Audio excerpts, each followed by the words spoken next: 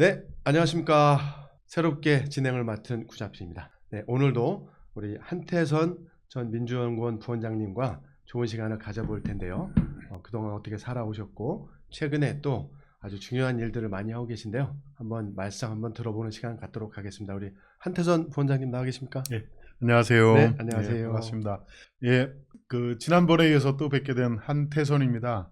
전에 민주연구원 부원장으로 일했었고요. 천안시장을 출마를 했었습니다. 지금도 천안에서 열심히 우리 천안과 대한민국 발전을 위해서 그리고 우리 민주당의 승리를 위해서 열심히 노력하고 있습니다. 네. 지난주에 그 3.1절 집회, 3.1절 집회. 예, 거기에 갔었습니다. 다녀오셨어요? 예, 아, 예. 예. 비가 생각보다 많이 안 와서 아주 괜찮았습니다. 날씨도 아주 좋았고 다시 한번 그 탄핵을 촉구하고 그 시급성, 중대성을 현장에서 느낄 수 있었고 네네. 또 특히 우리 이재명 당대표님의 압도적인 연설 대단히 좋았습니다. 사람들이 좀 더 왔으면 하는 아쉬움이 있었지만 연휴 탓도 있고 네네. 특히 이제 그날은 우리 당의 행사였잖아요. 그렇죠. 전 시민적인 체제가 아니고 네, 네. 그래서 그럼에도 불구하고 우리 국민들한테 그리고 우리 당원 동지들한테 탄핵의 필요성, 그 정당성에 대해서 다시 한번 강하게 어필할 수 있는 그런 기회였습니다. 저 스스로도 네. 또 많이 다짐이 됐고요. 그날 천안에서도 많이 오셨나 봐요. 많이 갔죠. 아, 예, 그래요? 천안 뭐 지역마다 네네. 버스 한두 대씩 해서 예. 많이 갔고 근데 가면은 예. 천안 시내에서 이렇게 맨날 봤던 분들인데 예. 서울 가서 만나면 또 더 반갑죠. 반갑습니다. 더 반갑고 그럼요. 예. 우리 뭐 제가 이제 천안 갑지역위원회 소속인데 예. 을지역, 병지역 소속 만나면은 엄청 뭐 반가워요. 엄청나게 뭐 가족들 외국에서 만는 것 같은 그런 분위기예요. 아니, 아주 그런 분위기가 있습니다. 네, 그렇게 서로 뭐 힘도 받고, 예, 그럼요. 좋은 말씀도 나누고 예. 있는데, 저도 그날 그 쭉 한번 집회 장소를 돌아봤거든요. 네. 근데 그날 왜 못 봤지 진짜? 사람이 많아서.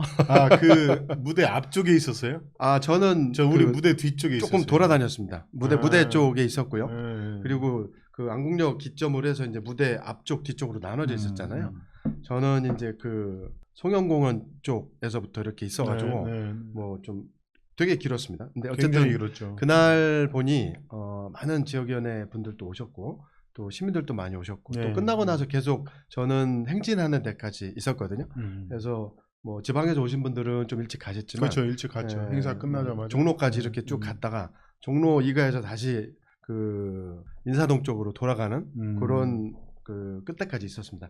아무튼 그날 제가 보니까 점점 더 이 극우 세력들의 발언이 점점 더 세지거든요. 그래서 우리 부원장님께서 지난 3.1절 탄핵 찬반 집회를 이렇게 딱 보셨을 때 이거 점점 극우에 대한 사고가 너무 좀 위험하다 이런 생각들이 좀 많이 드는데 여기에 대한 그 헌재 판결도 막 부정할 것 같고 막 그런 생각 들거든요. 그 어떻게 좀 생각하시는지 좀 말씀해 주시죠. 그 우려가 굉장히 많은데 저는 그 반대로 생각합니다. 극우 세력이 우려는스럽지만 걱정할 건 없다.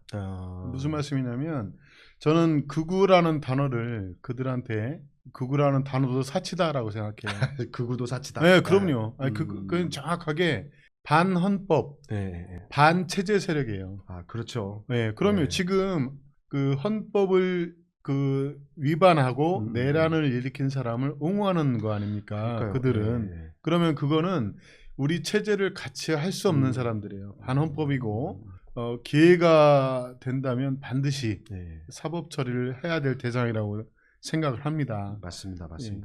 헌법을 부정하는 세력들인 것 같아요. 실제로. 그것뿐 아니고 특히 엊그제 모 국회의원 국힘의 경찰 출신의 국정원 출신의 서모 국회의원, 서모라는 국회의원인데 서모 이분 발언은 도가 좀 지나쳐도 한참 지나쳤어요. 뭐 때려 부시자 막 헌재, 공수처, 국가기관을 때려 부시자라고 그러니까 얘기했거든요.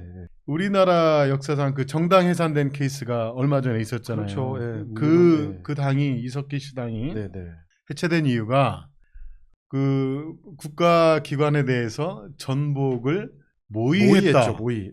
모여서, 이거예요. 모여서 그냥 자기들끼리 얘기한 거예요. 그걸 가지고 그걸로 정당 해산됐는데 그러면 지금 이쯤 된 거는 서모 의원뿐 아니고 그 관계된 여러분들의 의견만 그 발언만 몇 개만 모아도 바로 정당 해산감이다. 그러니까요. 이거는 반드시 해야 된다라고 생각합니다. 그래서 전 그렇죠. 역으로 네. 지금 이 탄핵 국면이 네. 지금 굉장히 혼란스럽고 경제도 어렵고 그렇지만은 네. 큰 역사적 흐름에서 보면 우리 대한민국에 다시 한번 기회가 오고 있는 것이 아닌가 이런 생각을 할 정도입니다. 그 친구들하고 농담 비슷하게 얘기하는데 야 윤석열이가 계엄 안 했으면 그러니까 지금도 계속 이렇게 어렵게 적구를 살았을 거 보고 아니에요. 있어야 될 거 아니에요. 네. 근데 저 양반이 계엄을 함으로써 네. 결단의 기회가 찾아왔다. 그리고 또 한 가지는 지금 아까 구구라는 말로 우아하게 네. 좋은 말로 표현해 주신 그 네. 세력들이 뿌리가 어딘지를 봐야 돼요. 그분들이 하루아침에 생긴 게 아니거든요. 그렇죠. 그렇죠. 예. 그리고 그 극우 세력이라고 하는데 여러 가지 외피를 쓰고 숨어있던 사람들이 이번 계엄 과정을 통해서 겉으로 툭툭 이렇게 튀어나옵니다. 네, 그렇죠. 그렇죠. 저는 그런 분들이 예를 들면 서모 국회의원이라든가 네.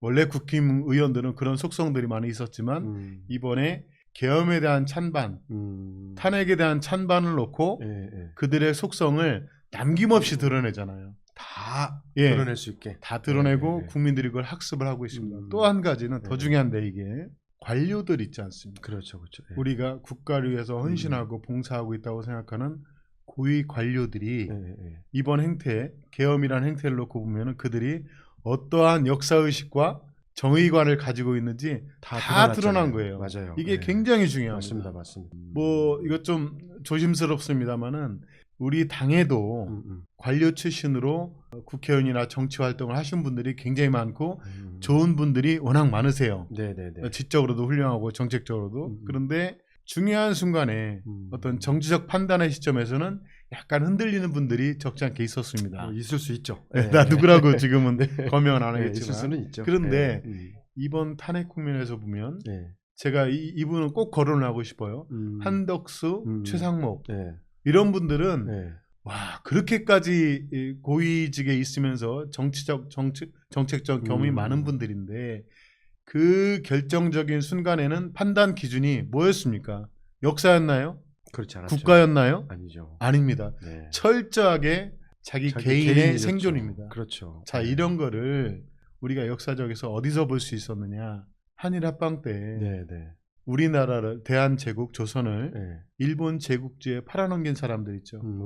을사오적, 그렇죠. 이완용 이런 분들이 그 당시에 대한제국의 관료였어요. 맞습니다. 우리가 지금 보잖아요. 한덕수나 최상목 이런 분들처럼 그분들도 아마 교육부 장관인가 그랬을 거예요. 그분이.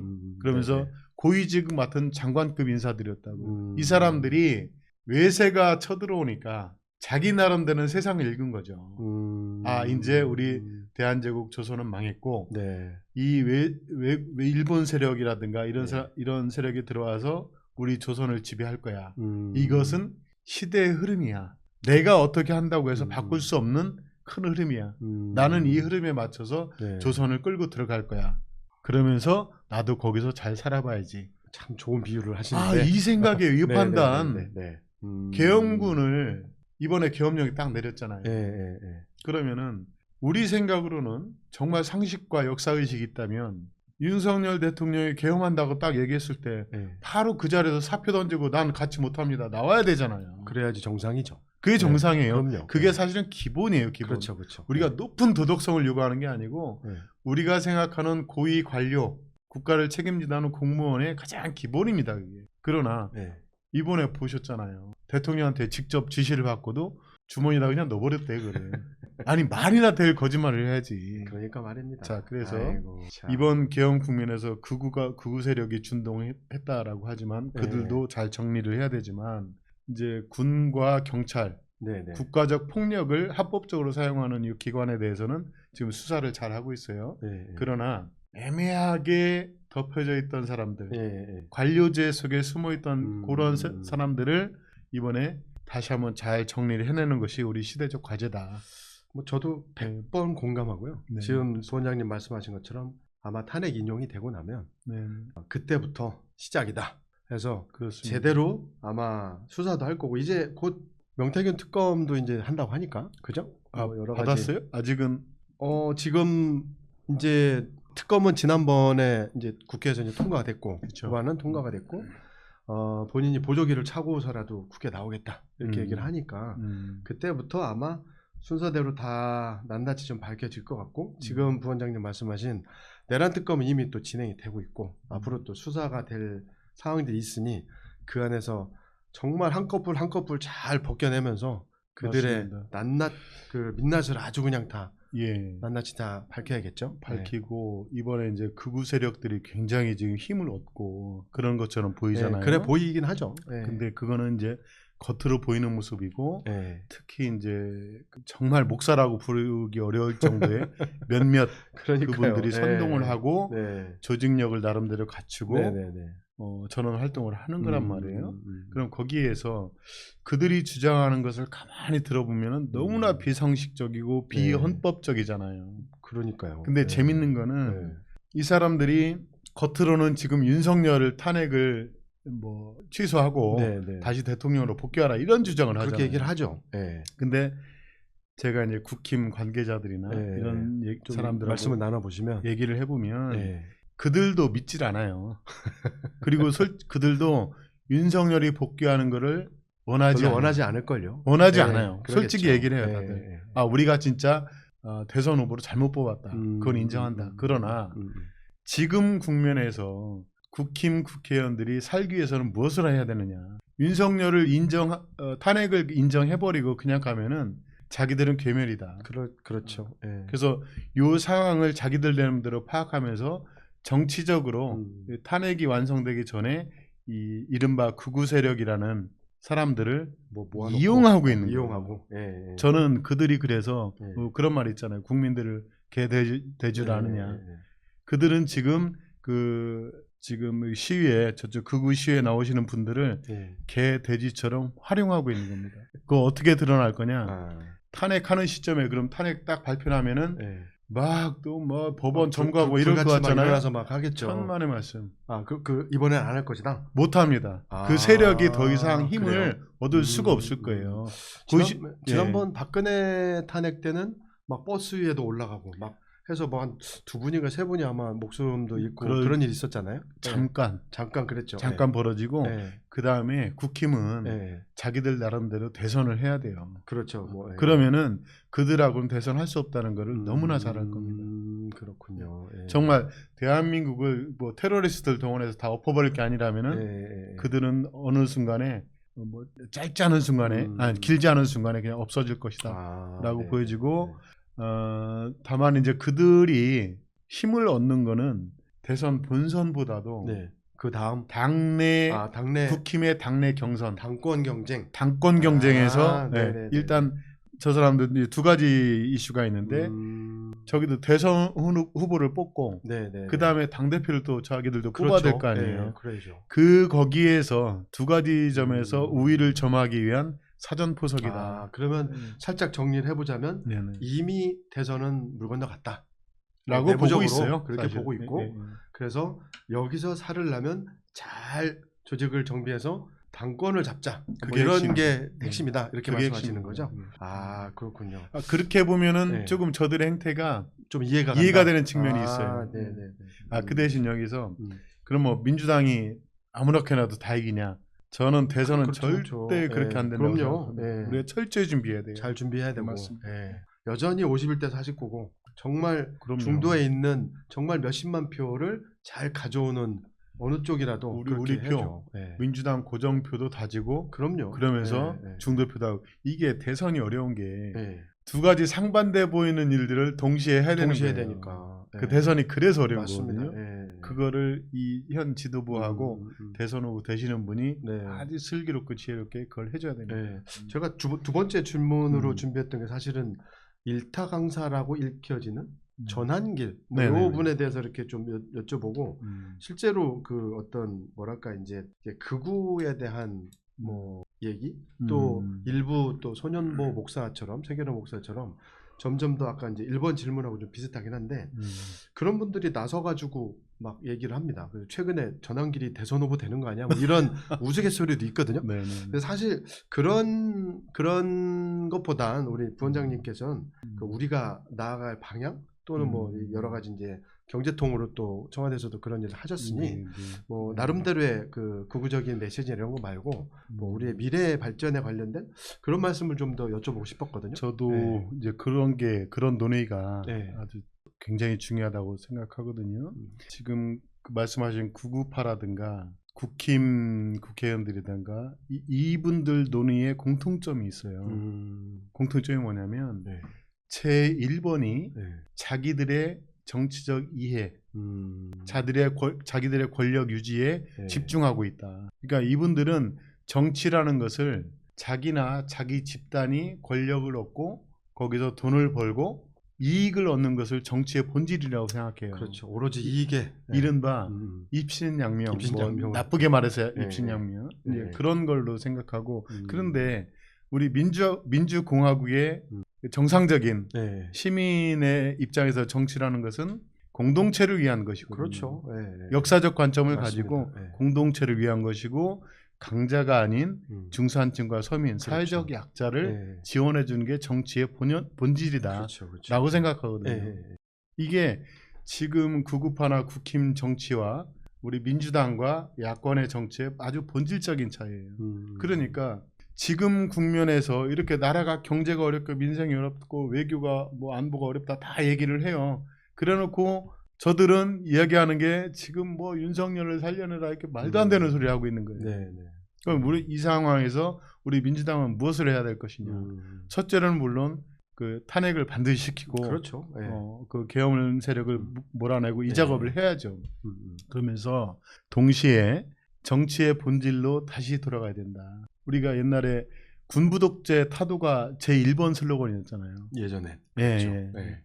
근데 그 군부 독재를 우리 군부 독재 타도를 네. 우린 달성했어. 그렇죠. 그러면서 서서히 이제 경제 민주화 이런 작업들을 해왔단 예. 말이죠. 그런데 이번에 다시 한번 또 엉뚱한 이런 극우 독재가 하나 생기는 거예요. 극우 독재요. 극우 진짜. 독재를 네. 타도하고 우리가 다시 한번 이 경제 민주화, 중산층과 서민을 위한 네. 진정한 정책들을 찾아가는 작업을 해야 된다. 이 말씀을 꼭 드리고 싶네요. 네네네. 예. 그러네요. 이게 네.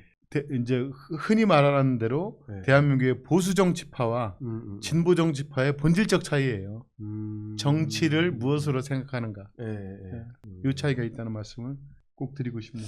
그러네요. 참, 우리가 군부 독재를 극복을 했더니 이제 극우 독재가 나오고 검찰 네, 독재가 네. 나오고 검찰 이러고 독재죠. 있었으니. 그러니까 그게 네. 이제 독재를 행사할 수 있는 사람들이 네. 물리적 권력을 갖고 있는 사람들이 독재를 하는 거잖아요. 그렇죠. 근데 네. 이제 민주공화국에서는 그것을 헌법과 제도로서 이제 통제를 잘하는 국가가 네. 이제 민주국가인데 그렇죠.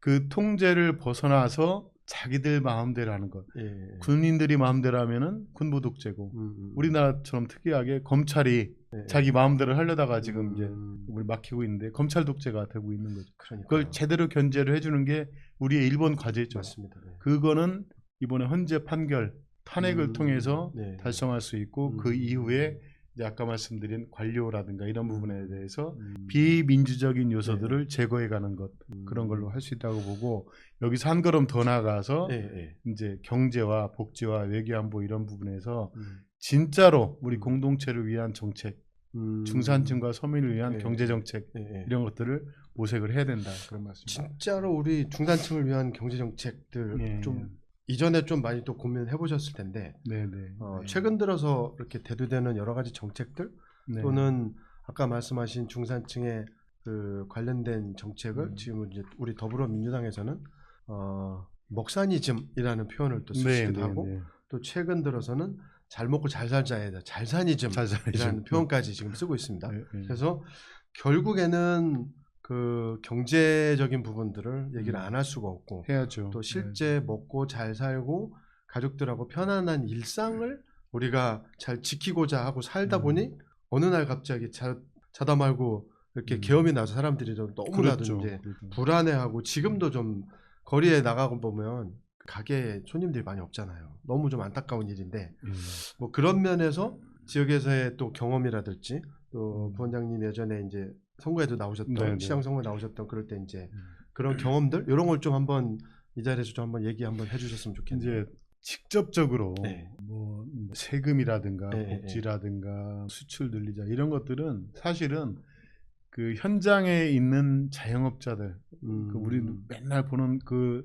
중산층과 네네네. 서민들한테는 와닿기 어려운 그렇죠. 정책이에요. 네. 그런데 우리가 지난번에 그 코로나를 겪으면서 네. 정부로부터 직접적인 현찰 지원을 한번 받아봤잖아요. 그렇죠. 재난지원금. 재난지원금이었죠. 그렇죠. 그때 이름이. 네. 그리고 지난번에 이제 이재명 그 당시 후보가 후보께서 이제 기본소득을 이제 네네네. 주장을 했었고, 음. 그래서 그런 부분들이 경제 논리로 보면은 뭐 일회성 지원에 불과하고 지속적이지 않고 해서 여러 가지 또 부작용도 있다, 네. 이런 얘기들이 있는데, 지금은 그런 걸 걱정할 때가 아니다. 우리 민주당이 집권을 하면은 가장 먼저 직접적인 현금 지원을 자영업자들과 어려운 분들한테 반드시 우선적으로 일단 수혜를 선제적으로 해야 할 된다. 필요가 있다. 네. 제가 이 말씀을 왜 드리냐면, 옛날에 이제 경제가 어려웠고 이럴 때 네. 처방을 할 때 네. 병을 고쳐야지 그렇죠. 진통제만 놔서 되느냐, 이런 논리를 많이 이야기한 적이 있었어요. 네. 그런데 그렇죠. 네. 진짜 아파본 사람은 그렇죠. 병 고치는 건 두 번째야. 일단 좀 일단 네. 나 지금 이 아파 아픈 것부터 좀 네. 응급실 가보면은 그렇죠. 그게 제일 우선이에요. 맞습니다. 그러니까 네. 이게 아주 무슨 뭐 이렇게 좀 고급병 걸린 사람은 모르겠는데 진짜 생명의 위협을 느끼고 경각에 달린 사람들한테는 응급실 가면은 진통제가 그렇죠. 최우선입니다. 네. 그렇죠. 혈액 수혈해주고 그 고통을 견디기가 힘들거든요. 그럼 그 진통을 없애주는 게 의사가 할 일이에요. 지금 대한민국 경제 중산층과 서민들은 치료약이 필요한 게 아니에요. 수술이 필요한 게 아니야. 지금은 진통제가 필요한 시점입니다. 일단 진통제부터 일단 맞고. 진통제를 네. 빨리 놔드려야 돼요. 네. 지난번에 코로나 때 정말 안 좋을 때 이 네. 진통제를 제일 세게 놓은 나라가 어딘지 아세요? 미국이에요, 미국. 네. 현금 지원으로. 네. 네. 현금 지원으로 엄청나게 했습니다. 미국은 뭐 달러가 좋으니까 네. 아니에요. 그만큼 미국이 이 중산층과 서민 경제에 대한 이해가 우리보다 훨씬 높은 거예요. 이들한테 직접적인 지원을 해야 네. 미국 경제가 다시 살아날 수 있다. 그 덕분에 지금 미국이 그럼요, 진짜. 뭐 네. 달러 기축통화 이것도 이거지만은 전 세계에서 가장 높은 성장률을 계속 유지하고 있잖아요. 강대국입니다, 진짜. 네. 계속 성장하고 있고. 그게 뭐 군사력도 있지만 네. 그런 적극적인 정책들을 한단 맞습니다. 말이죠. 네. 근데 우리는 찔끔하다 말았잖아요. 맞아. 그러니까 이게 참 그때 문재인 대통령 시절에 예. 그게 참 아쉬웠는데 이제는 그것을 어느 정도는 지난번보다는 더 충분하게 긴급하게 진통제 정책을 반드시 시급하게 해야 된다. 전 때가 되면 지금 뭐 엊그제 민주당도 그 안을 냈었잖아요. 지금 정부도 뭐 25만 원인가 한다 그러잖아요. 네. 그거를 가장 빨리 빠른 필요 시간에. 충분하게 빨리 해야 된다. 일단 진통제부터 놓고 그 다음에 경기 회복 이걸 생각을 해야 됩니다. 아주 좋은 표현이시고 네네. 지금 뭐 저도 예전에 자영업을 좀 해보긴 했는데 네네. 당장 시장에 가보면 장사하시는 우리 사장님들한테 얼굴을 이렇게 비칠 수가 없을 정도로 너무 손님들이 없거든요. 맞아요. 저녁에 식사하러 밥 먹으러 가면 정말 두세 테이블만 있고 그 아주 막 정신없이 뛰어다니던 직원분들도 지금은 이제 정말 사장님이나 한두 분밖에 안 계시고 그래서 지금 부원장님 말씀하신 대로 우리가 이제 뭐 조기 대선이 오고 또 바로 이렇게 정권을 잡는다 그러면 최대한 빠른 시간 내에 일단 진통제부터 놓자. 일단 진통제하고 일단 진통제부터 놓자. 그 다음에 해야 될 일이 뭐냐면 우리 IMF 때 네. 재벌이 무너지고 금융기관이 무너졌어요. 그때 우리가 한 게 뭐였냐면은 대규모 공적 자금을 조성해서 은행을 통해서 기업을 지원했습니다. 그렇죠. 이른바 공적 자금 투입을 했거든요. 왜 했어요 그때? 국가 경제를 살린다는 목적이었어요. 맞습니다. 재벌 대기업 그들 개인을 지원한 게 아니란 말이에요. 네. 지금은 어떤 상태냐? 지금 그 2025년 현재 자영업자들이 IMF 때 대기업 무너지듯이 무너지고 있어요. 그들은 국민 아닌가요? 그렇죠. 규모가 작다고 그들 다 합치면 대기업 못지않게 커요. 저는 그래서 사실 그분들이 더 중요한데. 자영업자, 어려운 자영업자, 부도 위기에 빠진 자영업자들을 지원하기 위한 공적 자금 투입을 기획해야 된다. IMF와 똑같이. 그때는 일부 은행권들, 대기업들에게만 주로 많이 그 금액들이 갔잖아요. 맞습니다.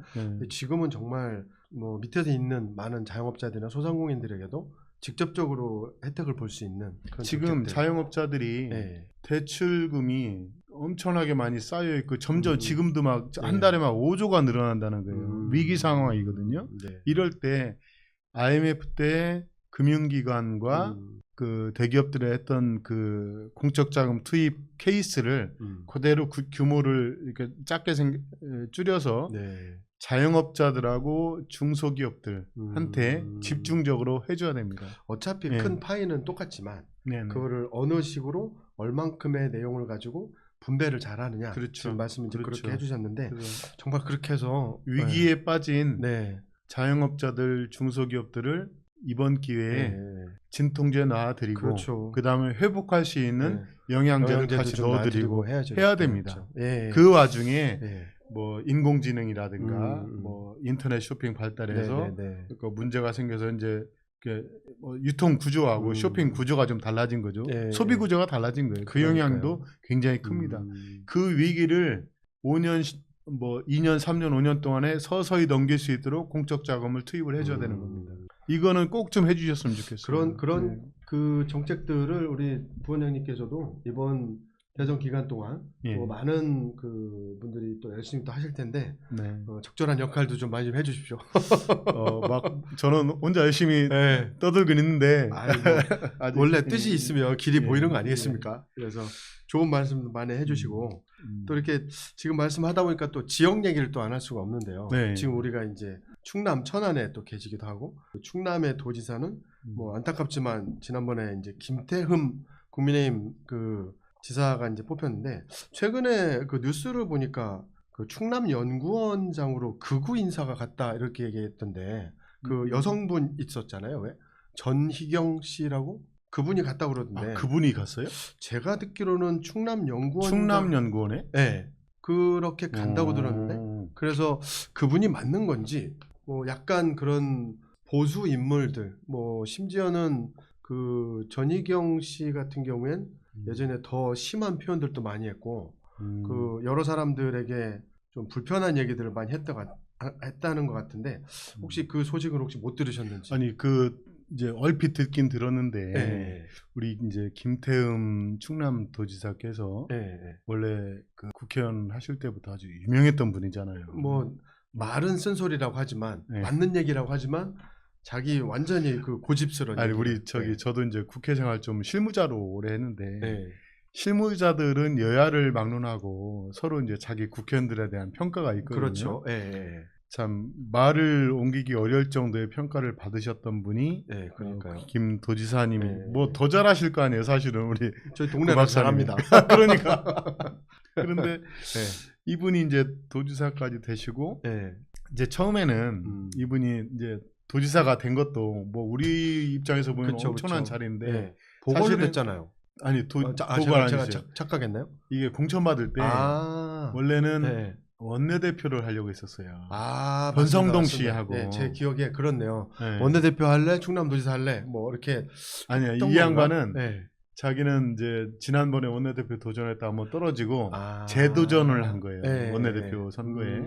그래서 막 다 준비를 하고 있는데 이제 모종에 딜이 들어왔군요. 권유를 받은 거지. 원내대표 나가지 마라. 그렇지. 그럼 이제 도지사는 공천 줄게 이렇게 됐다는 썰이죠. 그랬군요. 뭐 그런 건 확인이 불가능하니까. 그래서 준비를 다 하고 뭐 이제 언론에도 막 났었어요. 자기 이제 원내대표는 뭐 김태흠이 이렇게 됐었는데 어느 날 갑자기 막판에 권성동이 딱 들어오면서 이제 그 자리가 바뀌고 도지사 출마했는데 그 도지사 선거에서 이제 윤석열 태풍을 타고 됐던 거 아닙니까? 맞습니다. 대선 끝나고 됐던 거죠. 그래서 이분은 이 도정이라든가 지방 정치보다는 사실은 중앙 정치의 뜻이 원래 여의도에 있을 뿐이다. 거기서도 이제 이른바 잔뼈가 굵었고 본인도 아마 그런 생각을 해서 하긴 도지사 재선에 별로 관심이 없다는 이야기가 그 충남 지역 전가에 많이 있었어요. 그래요? 제가 그 부분은 잘 몰랐네요. 그런데 최근에 다시 이제 중앙 정치의 복귀가 여의치 않다라는 판단을 하셨는지 다시 도지사 재선을 준비한다는 얘기가 있었거든요. 뭐 여러 가지 이제 그 복잡한 변수들이 생겼나 보죠. 그렇죠. 그래서 아마 그런 차원이 아닐까.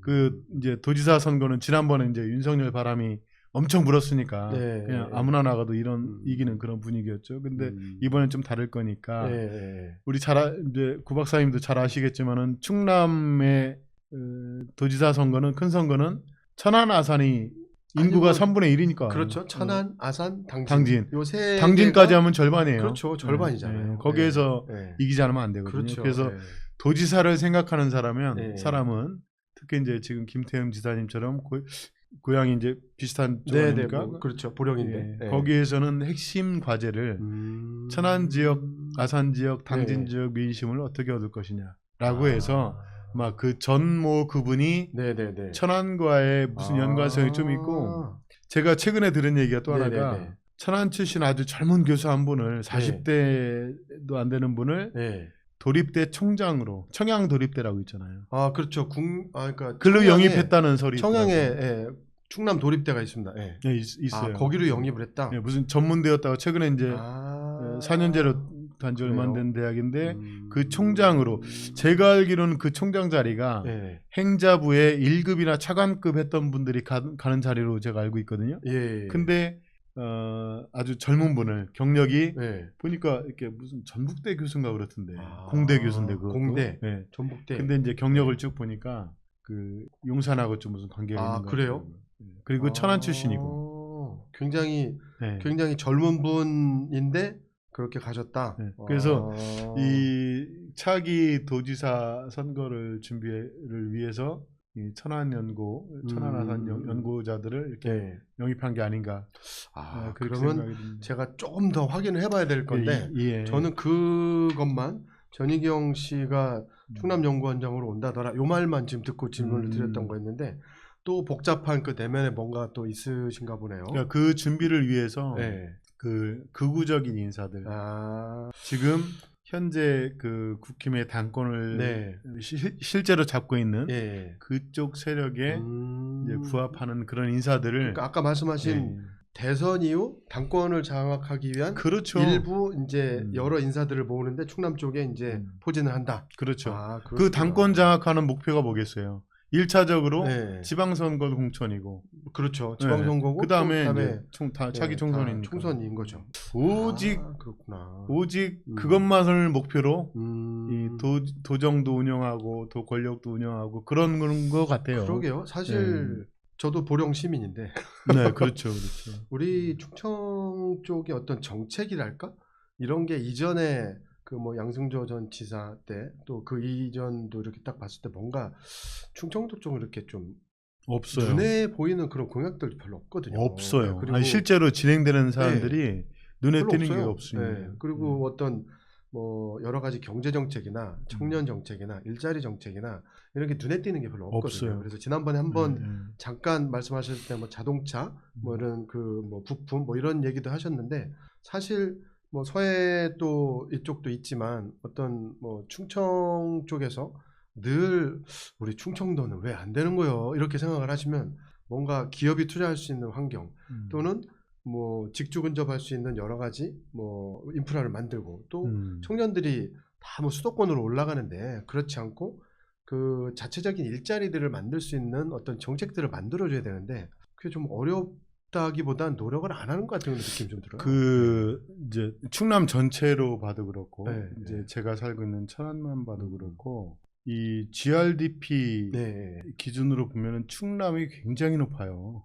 그 전국 1위가 울산인데 2위가 충남이에요. 우리가 지금 1인당 GDP가 3만 5천 불쯤 되잖아요.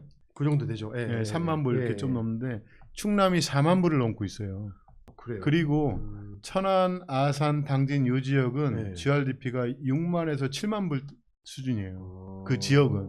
그러니까 이게 무슨 얘기냐면 충남하고 아산, 천안은 가만히 있어도 중간 이상은 가는 거예요. 그만큼 이제 됐다는 얘기잖아요. 됐는데 그래서 그런지 별 노력을 안 해요. 이제 제가 이제 천안에서 있다가 제일 많이 듣는 게 기업인들이 야, 천안에 오니까 진짜 희한하다. 다른 데 가면은 내가 투자한다, 뭐 공장 부지 알아봐 달라 그러면은 시청, 도청 공무원들이 나서서 막 끌어가려고 엄청 노력한다는 거예요. 근데 천안은 가면은 왜 왔어요? 그런다는 거야. 충청도식으로. 이런 투라는 거야. 충청도식으로 와시오? 와시오? 와시오? 이런 거 말겠죠. 그러니까 아. 답답하다 이거예요. 답답하다. 조금만 노력하면 음. 더 할 수 있을 텐데. 그래서 제가 그분한테 그랬어요. 네. 그래서 시장을 잘 뽑아야 됩니다. 그렇죠. 도지사와 네. 시장을 잘 뽑아야. 그래서 저 같은 사람을 뽑아놓으면 달라지다. 아, 제가 뭐 그렇게 충분히 말씀을 좀 드렸죠. 잘하실 거라고 믿는데 아무튼 네. 지금 이제 그런 말씀들로 다 귀결이 되긴 하는데 네.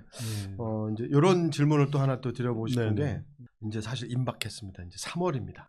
지난 2월에 이제 그 윤석열 탄핵 관련된 헌재에서 이제 변론이 다 끝났고 어떤 분들은 3월 초에 뭐 6일 아니냐, 7일이 아니냐 뭐 이렇게 정말 절절한 마음이 있으니까 예, 빨리 인용이 되길 바라는데 이제는 곧 조기 대선을 또 준비해야 될 것 같고 네. 탄핵이 인용되는 날로부터 60일이기 때문에 10 뭐 며칠 뭐 이렇게 전 중순 얘기를 하고 오늘 아침 또 뉴스를 또 보니까 약간 뭐 중순이나 조그만 며칠이 더 늦어질 것 같다라고도 합니다.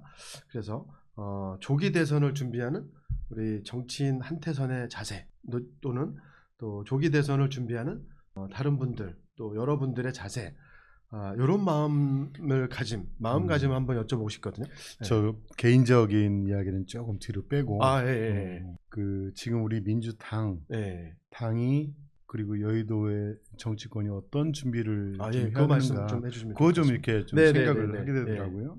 첫째로 탄핵이 인용 결정이 나는 걸로 네. 우리 100% 확신하고 있잖아요. 100% 확신. 저는 200% 확신합니다. 저는, 그런데 우리 민주당 지도부나 예. 여의도에서는 그렇지 않을 경우를 상정하고 대비책을 세워놔야 돼요. 지도부는 그러겠죠. 예. 해야 됩니다. 지금 예. 하고 있으리라고 생각해요. 예. 그래서 저는 뭐 다들 준비하고 있겠지만은 예. 제가 꼭 제안을 드리고 싶은 게 이제 헌재가 탄핵 날짜를 예고를 하던가요? 하겠죠? 지금 아마 예. 결정문을 쓰고 계실 거고. 예. 그래서 예. 언제가 예. 될지 모르지만 예. 이번 주 지나고 다음 주부터는 예. 민주당 소속 국회의원 전원은 국회 안에서 네. 숙식을 해결해라. 무조건 대기해라. 무조건 대기하라. 네, 24시간 네. 대기 체제를 갖춰라. 어떤 24시간 일이 벌어질지 대기해라. 모르거든요. 네, 그렇죠. 그래서 진짜 만일의 사태에 대비해서 본회의장 확보하고 네네. 의원회관에서 24시간 대기. 저는 이거를 네. 무슨 일이 꼭 벌어져서라기보다도 여러 가지 상징적 의미가 의미로라도 있네요. 예. 네, 그거를 꼭 해줬으면 좋겠어요. 네네네. 술 먹지 말고. 네. 그래서 이거 하나 네네네. 준비하고 네. 그 다음에 이건 진짜 기운데 네. 4월 달에 네네. 되면은 헌재 재판관이 2명이 공석이 되잖아요. 그때가 공석이 되죠. 네. 네. 그러면은 물론 이번에 탄핵 결정이 되면 아무 문제 없어. 네네. 안 될 경우에 네. 혹여나 진짜로 안 될 경우에 그러면은 4월 달 되면은 재판관 2명이 없어져요. 네. 지금 1명 임명할까 말까 마은영 재판관은 아직 안 하고 아직도 있고, 임명이 안 돼 있고 오늘 분위기를 봐서는 아마 내부적으로 좀 신중하게 판단하자 뭐 이렇게 얘기해서 바로 최상목 대행이 안 할 것 같습니다. 네. 잘 되면 좋은데 네. 안 될 경우 지금 상정하고 그렇죠. 대비하는 거예요. 네. 그러면은 이 상태로 탄핵 인용이 안 되고 시간이 흘러서 4월이 돼. 네. 그럼 헌재 재판관이 6명이 돼버려요. 그렇죠. 네. 할 수는 있는데 애매하지. 굉장히 네. 지금보다도 훨씬 위험한 네. 상황이 그런 되는 위험한 거예요. 상황이 될 수도 있죠. 그러면 그거에 대비를 어떻게 할 거냐. 네. 무슨 네. 헌재 법을 고치든 네. 그거에 해당되는 대비를 그러니까 지금 다시 한번 이런 사태가 벌어진다면 우리가 유일하게 기댈 수 있는 헌법적 기관이 헌법적 힘이 헌재에 있는 건데 그렇죠. 네. 헌재가 무력화되는 상황이 가는 거예요. 대한민국의 그 초헌법적인 뭐 내란이라는 게 이런 막을 제도적 장치가 사라지는 거예요. 이건 뭔가를 저도 대안은 모르겠습니다만 이걸 준비해야 된다. 또 한 가지는 세 가지만 말씀드리고 싶은데 지금 바로 국방위를 다시 한번 소집해서 그 주요 지휘관들을 모아놓고 계엄이라는 것은 국회 동의 없이 하면은 안 된다. 아예 못을 박아서 국회 동의를 받지 않으면 지금은 국민들 움직이지 말아라. 대통령이 계엄을 하고 국회 동의를 바로 받게 돼 있잖아요. 뭐 지금은 그래요. 그렇죠, 지금은. 그렇죠. 그러면 만약에 우리가 이번에 한번 학습을 했으니까 지금 현재 전군 주요 지휘관들을 다 모아놓고 국회에서 결의안을 하나 채택해야 됩니다. 예. 대통령이 또다시 계엄을 하더라도 네. 움직이지 마라. 국회 동의가 나기 전까지는 절대로 움직이지 마라. 그래서 사실 그게 불가능하진 않거든요. 지금은 네, 충분히 할 수 있는 충분히 거예요. 할 수 있습니다. 네. 네. 야당이 반대도 좋아. 네. 우리가 과반수 의견만 하면 결의안은 언제든지 할 수 있는 거고. 그럼요. 네. 이거를 전군 지휘관들한테 네. 학습을 위해서라도 반드시 그 판결 나기 전에 해둘 필요가 있다. 저는 이런 거를 네. 한 3가지 정도 말씀드렸는데 우리 당 지도부가 네네네. 이걸 꼭 해주셨으면 그렇게 좀 말씀을 드리네요. 그러면 예. 저는 지금 부원장님 말씀에 뭐 저도 공감이 가는 것도 있긴 하지만 하나는 더 좀 세게 하고자 네네. 하는 게 또 있어요. 사실 네네. 24시간 대기하는 의원들의 모습, 사실 지난번 12월 3일부터 거의 한 일주일간은 의원들이 정말 집에도 못 가고 정말 불안에 떨면서 옛날에 네. 많이 했었어요. 그거 다 국회에서. 예전에 했던 거 아닙니까? 그래서 그건 당연히 하실 거라고 보고요. 네네. 또 그 헌재법에 관련해서도 뭐 충분히 다 하실 건데 사실 국방위를 다시 소집을 해서 말씀하신 결의안을 채택이 된다. 전 100번 공감하고요. 네네. 그리고 오히려 그 공식적인 자리에서 이 군인들을 사실 그 TV에 이렇게 많이 본 시기가 이번이 처음인 것 같아요. 그렇죠. 최근 들어서 이제 그 헌재에서도 또 이제 증언을 했고 국회에 나와서도 내란 특검 때 얘기를 하는데 뭐 조성현 그 경비단장이 됐든 아니면 그 이전에 다른 뭐 곽종근 사령관이 됐든 군인들의 입으로 나오는 말들을 국민이 딱 봤을 때 와, 저 사람은 누구 편이다가 아니라 상식에 부합하는 얘기를 하는 사람들을 국민들은 다 이렇게 보고 있단 말이죠. 맞습니다. 그래서 그런 군인들을 다 영상을 찍어놓고 다 나와서 뭐 인민재판식이라기보단 실제 입장들을 들어보는 거죠. 말씀하신 대로 이제 국방위를 해서 지휘관들 다 불러놓고 다시 이런 상황이 되면 어떻게 할 거냐라고 얘기를 하는 거는 저는 너무나도 좀 아주 필요하다라고 좀 생각하고요. 실제 그런 게 실시간으로 그런 그 국민들 입장에서 딱 봤을 때 이런 거는 무조건 다 해야 된다라는 걸 공중파에서 완전히 그냥 딱 틀어놓고 생중계를 좀 했으면 좋겠다는 생각이 듭니다. 맞습니다. 그래서 그렇게라도 해서 우리 국민들이 좀 안정감을 갖고 위안을 맞습니다. 하고 야 좀 잠 좀 자자. 그게 우리 국민들도 안정감을 갖고 네. 민주당 그 야권에도 좋지만 군인들 스스로한테 그러니까요. 군인 스스로 저는 그게 포인트인 것 같아요. 군인들 스스로한테 확고하게 헌법적 명령을 내려주는 거예요. 그렇게 해놓으면은 이제 누가 얘기를 해도 내가 부당한 명령을 거부할 수 있는 확실한 근거를 군인들한테 다 알려주는 그러니까요. 거예요. 이게 제일 큰 의미가 있는 겁니다. 아니 사실 그 저도 이제 저희 아들이 이제 27, 6 정도 됐어요. 근데 이제 군대를 갔다 오기도 했고 바로 위에 그 선배들이나 이렇게 군에 지금 있으면 이제 막 그 초급 장교 흔히 소위 중 이렇게 한 친구들이 이제 자기 교회 다니던 형들 이렇게 있다고 그래요.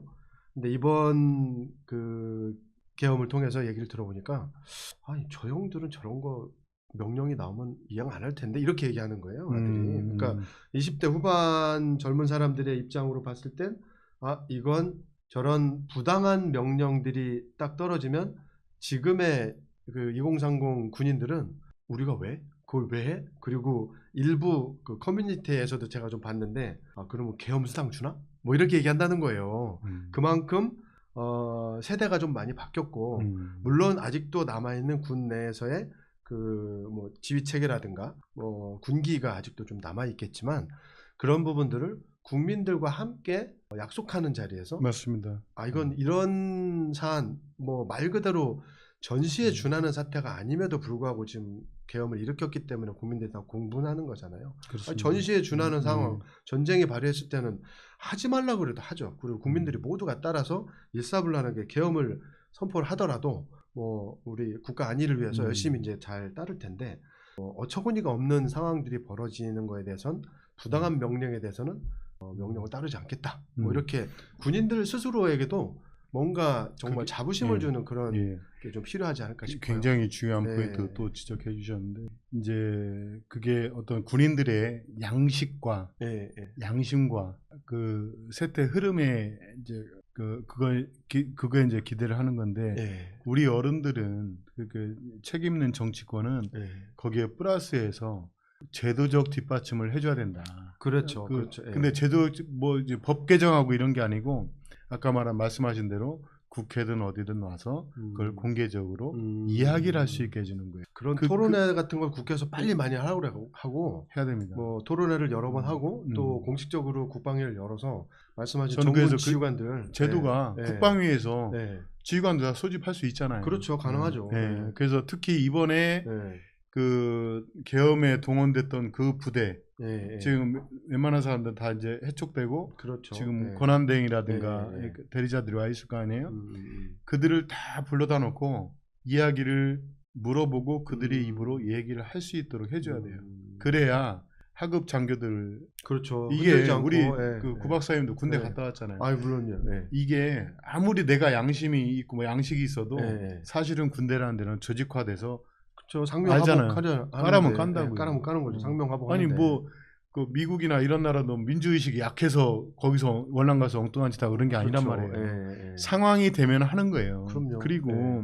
이번에도 국회 진입했을 때 우리 시민들이 막 엄청 나가서 이재명 대표가 이렇게 했으니까 그게 된 거지. 생각해 보세요. 네. 만약에 이 정도 시민들의 대비가 없었고 그냥 아무데도 없는 데서 딱 갔다.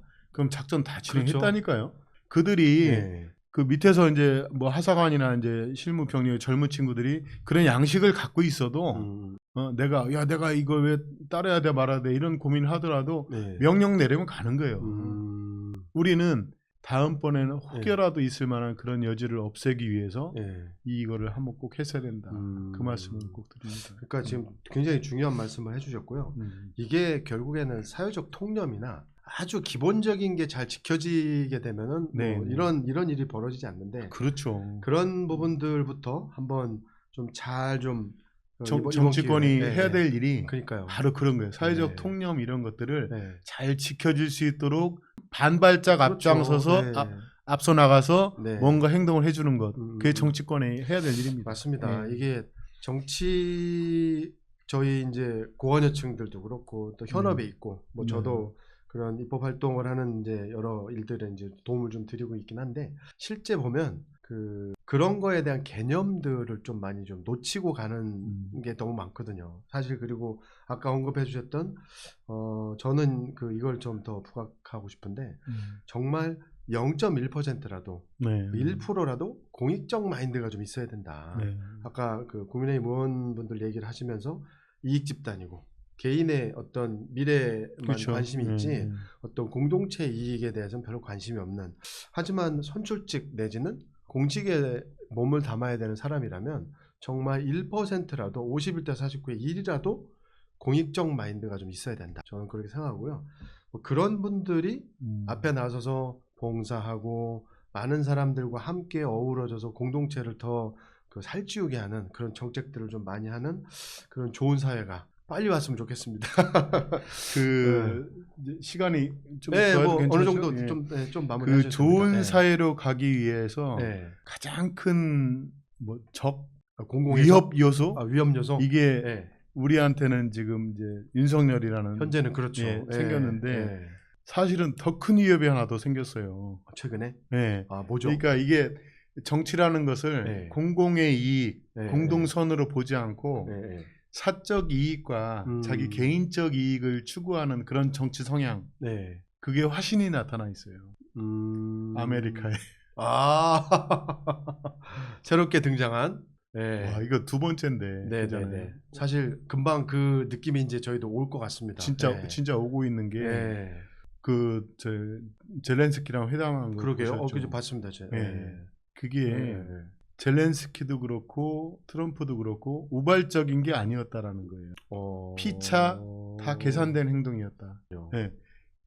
저 트럼프 입장에서는 자기 이익을 극대화하는 거예요. 사실 그런 면에서 보면 우크라이나에서 뺏을 걸 최대로 뺏겠다. 뺏어가는 거죠. 그 딜을 하는 중이고.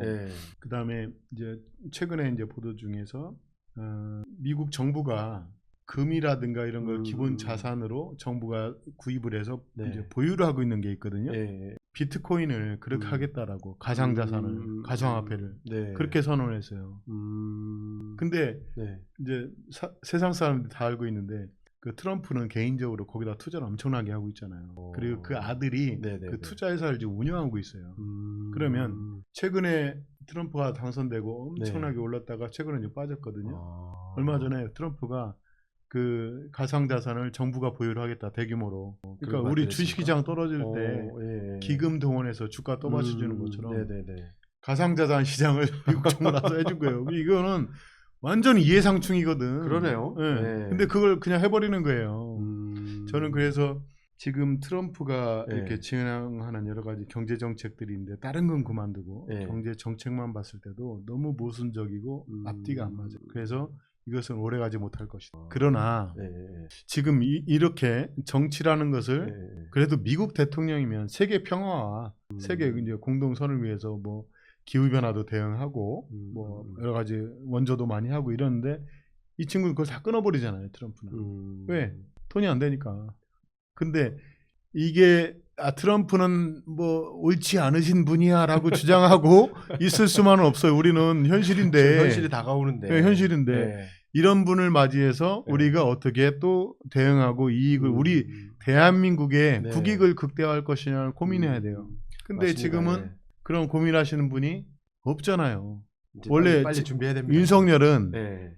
그 자리에 있을 때도 안 했지만 그렇죠. 네. 예, 그 지금은 더더욱 없을 것이고 네. 우리가 그런 착각을 하게 돼요.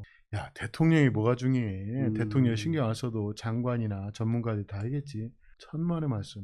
공무원들은 절대 안 움직입니다. 그렇죠. 안 대통령이 네, 맞습니다. 야 준비해라고 해야 움직이는 게 공무원이지. 왜냐하면은 공무원들은 자기가 지금 트럼프 이제 정책에 대해서 관세 정책에서 대책을 세웠어. 네. 근데 세웠다가 그거 누가 책임져? 말 잘못했다가 자기 잘리면 어떡할 거야. 네. 그래서 공무원들은 일을 안 하게 돼 있는 거거든요. 그러면 지금 국가적으로 네. 탄핵하고 다음 대선 할 때까지 네. 앞으로 3개월, 4개월을 그렇죠. 이대로 그냥 둘 예, 거야? 예. 이제부터는 저는 네. 여야를 떠나서 대통령을 제외한 가장 큰 권력이 지금 누구냐? 민주당이에요. 의회 권력이에요. 현재는 그렇습니다. 네. 네. 지금 당대표가 누구예요? 이재명 대표님이잖아요. 그렇죠. 네. 책임감을 느껴야 됩니다. 저는 그래서 그렇죠. 우리가 대선이 본격화되기 전에 네. 우리 민주당도 지금 대선을 후보를 뽑아야 되잖아요. 네. 근데 그 전에 네. 현재 당대표로서 대한민국을 책임지고 있는 1인자가 없는 상태에서 네. 실질적인 1인자인 상태에서 책임감 있는 모습을 보여줘야 돼요. 그 1번이 뭐냐? 네. 미국의 새로운 그 대외 정책, 네. 외교 안보와 조세와 산업 정책에 대한 대응 팀을 민주당 내에 빨리 네네. 꾸려야 돼요. 지금 전 네네네. 뭐 내부적으로는 준비하고 있다는 얘기 들었는데 중요한 네. 것은 네. 민주당이 그 팀을 꾸려서 대응하고 있다는 모습을 국민들한테 보여주는 것. 그게 대단히 중요합니다. 아주 중요한 지적을 굉장히 해주셨네요. 중요합니다. 네. 그러면은 네. 행정부에 있는 공무원들도 움직이기 시작해요. 네네네. 언제 대통령이 될지 모르잖아. 그렇죠. 네. 그러니까 이렇게 누군가가 내가 책임지고 이끌어 가겠다라는 모습을 보여줘야 돼요. 이게 정치야. 실제 네. 뭐 이게 맞는지는 모르겠으나 지금 부원장님 말씀처럼 이재명 대표가 급변하는 한미의 그런 관계들을 봤을 때 외교 통상이나 이런 부분에 대한 대응을 해야 된다 이렇게 제가 얼마 전에 듣기로 외교안보 특보 예전에 김현종 차장님 그 임명을 하시고 새롭게 지금 준비를 하고 계신다 말씀을 들었고 아까 언급해 주셨듯이 뭔가 물밑에서는 하고 있다라고 얘기를 하셨는데 하실 거라고 보고 실제로 그 외교부의 담당 직원들도 김현종 전 차장이 이제 외교안보 특보로 왔다는 얘기를 듣고 내부 통신에서 좀 들리는 소리로는 그죠. 야 이제 망했다. 일 엄청 시킬 거다. 맞아요. 그런 소리들이 솔솔 들려오고 있습니다. 망했다 플러스 네. 이제 일 좀 하겠구나. 이제 일 좀 하겠구나죠. 그거예요, 사실 망했다라는 표현은 그렇죠. 야 이제 그동안 잘 쉬었는데 그쵸. 이제 좀 야 이제 빡세겠구나. 제대로 네. 해보겠다는 그래서 거죠. 이 시점에서 고삐를 늦추지 말고 이재명 대표 또는 뭐 우리 이제 민주당에서도 수권 정당의 모습을 뭐 그 이전에 2번이나 또 수권했었으니 이런 외교안보 정책 또는 국제 통상 정책에 더 많이 힘을 쏟아야 된다 이렇게 말씀해 주셨고요. 사실 오늘 기사를 하나 봤는데 권성동 그 원내대표가 지금은 이제 어쨌든 이런 얘기를 했어요. 이재명이 대통령이 되더라도 재판을 받겠다고 선언해야 된다라고 이렇게 기사를 뽑았는데 사실 대통령이 되더라도라고 전제를 깔았단 말이에요. 그러면 이미 이재명은 대통령으로 알고 있는 것 같다는 생각이 드는 거예요. 물론 우리 대화 속에서 그런 얘기 나왔지만 이미 많은 사람들이 이재명은 안 돼, 이재명 때문에 안 돼, 잘사니즘, 먹사니즘 안 돼, 뭐 이렇게 얘기하는데 이번 선거는 다 이재명만 눈에 띄거든요. 그래서 그러니까 제가 최근에 들은 얘기 중에 네. 이런 얘기를 하더라고. 야, 이재명은 벌써 대통령 된 것처럼 놀아. 그렇게 아, 얘기를 기분 하죠. 나빠. 그런 사람들도 있더라고요. 네, 네. 정말 땡큐야. 그죠? 저는 거기다가 플러스해서 네. 대통령이 됐다라고 가정을 하고 네. 네. 해야 될 일들을, 해야 될 과제들을 지금부터 던져야 된다. 그렇죠, 그렇죠. 네. 국민들이 원하는 게 그거예요. 맞습니다. 네. 네. 그냥 뭐 대통령 지금은 겸손하게 조금 있다 당선되면 할래? 안 됩니다. 뭐 이미 다 준비하고 있습니다 지금. 물 밑에서 하고 있죠. 그런데 그거를 네. 그냥 물 밑에서 준비하면 안 되고 네. 정치하는 사람들은 물 밑에서 준비하는 건 정치가 아니에요. 그렇죠. 네. 그거를 국민한테 드러내고 유권자한테 설명을 해줘야 돼요. 아마 이번 대선 때 그런 지금 본장님 말씀하신 내용들이 공약으로도 나오겠지만 단순히 공약을 발표하거나 세레모니를 하거나 이런 게 아니라 실제 피부에 와닿는 그리고 수권 정당으로서의 미래 비전을 제대로 잘 보여줄 수 있는 그런 캠페인들이 잘 진행되어야 되고 또 그런 역할을 아까 제가 언뜻 말씀을 드렸는데 뭐든지 빨리 해주시려고 저는 믿습니다.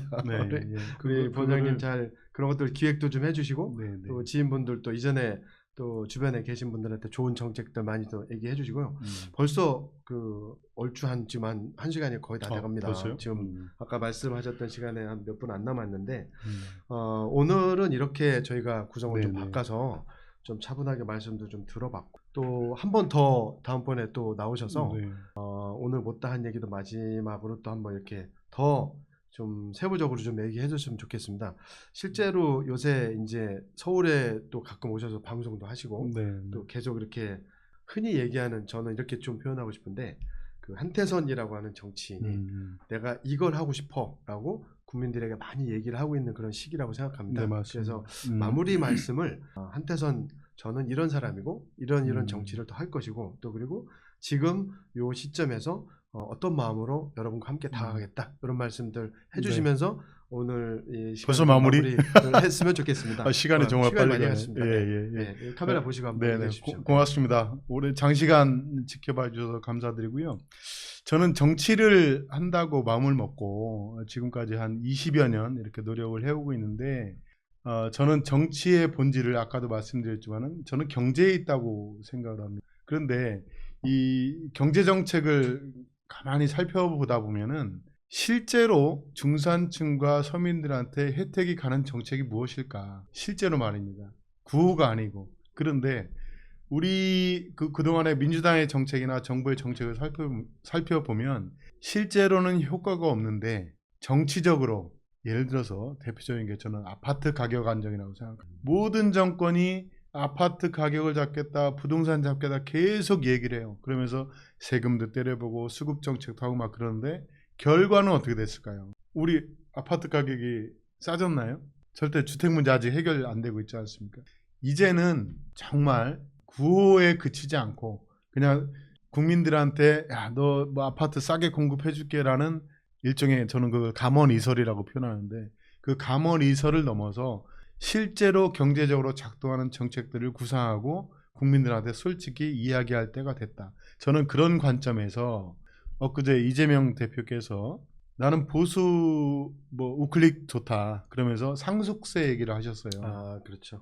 그런데 저는 그게 대단히 상징적이라고 봅니다. 상속세는 자본주의에서 기회의 균등을 보장하는 가장 대표적인 세금이에요. 그래서 진보 정치하는 사람, 야권을 하는 사람들은 상속세 완화를 받아들이지 못합니다. 그 자체로. 그런데 상속세가 그 세율이라든가 공제 한도 이런 것들이 20년, 30년 그렇죠. 동안 그대로 있는 거니까. 거예요. 근데 이재명 대표께서 그 부분을 제대로 캐치를 하고 야 적어도 공제 한도 부분들은 좀 조정해야 되지 않냐.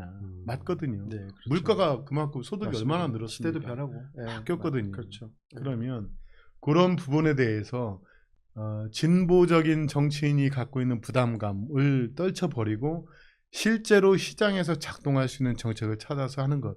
이게 우리 민주당의 그리고 이재명 당대표의 그리고 나아가 이재명 대선 후보의 다음 대선을 맞는 가장 기본적인 자세가 되어야 된다. 실용적 접근이 반드시 필요합니다. 그래서 저는 기회가 된다면 이런 관점에서 국민연금이라든가 부동산, 조세정책 이런 것들에 대해서 좀 이야기를 하고 싶습니다. 제가 그동안 정치를 해오면서 민주당 당내에서는 굉장히 저보고 저 뭐 경제론자 복지를 안 한다 이거죠. 네네네. 그러면서 뭐 어디에 스파이 아니냐 뭐 이런 얘기까지 들은 적도 있는데 저는 정말로 이제 우리 민주당 정책이 한 단계 업그레이드 할 때가 왔다. 시장이 작동되도록 하고 네네. 회복과 성장을 하고 네네. 그걸 바탕으로 동시에 네. 분배 노력하고 복지를 제대로 할 수 있는 힘을 네네. 기르는 예. 그런 게 정말 필요하다고 생각합니다.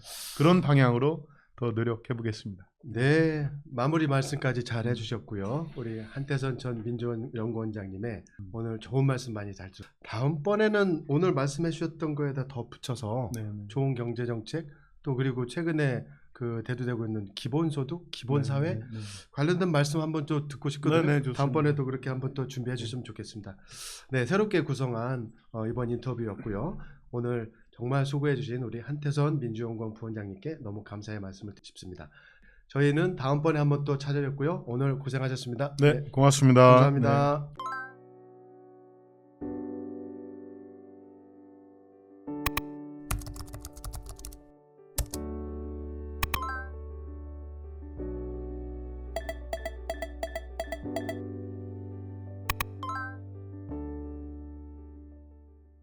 안녕하세요. 시사발전소 소장 한지입니다. 시사발전소는 진실을 찾는 민주언론으로서의 역할을 다하기 위해서 다양한 방법으로 활동을 이어나가고 있습니다.